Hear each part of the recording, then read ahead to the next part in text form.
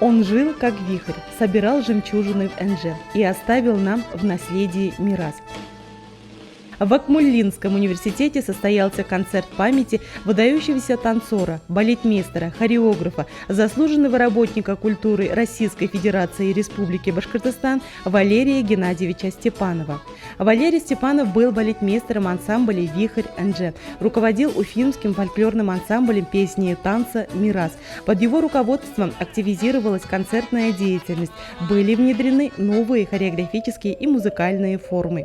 Организатором вечера памяти выступил Центр развития музыкального и хореографического искусства Энже и кафедра музыкального и хореографического образования БГПУ имени Акмуллы.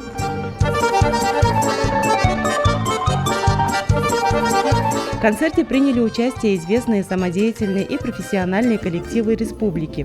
Народный ансамбль народного танца «Айтуган», Уфимский ансамбль песни и танца «Мирас», Народный ансамбль танца «Байрам», ансамбль национального танца «Энже» и Валерия Горшкова, внучка Валерия Степанова.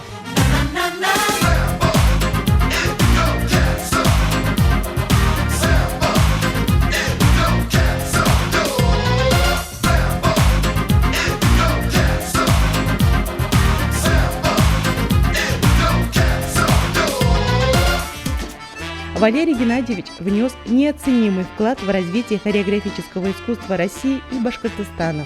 Сегодня его ученики сохранили и продолжают дело своего учителя.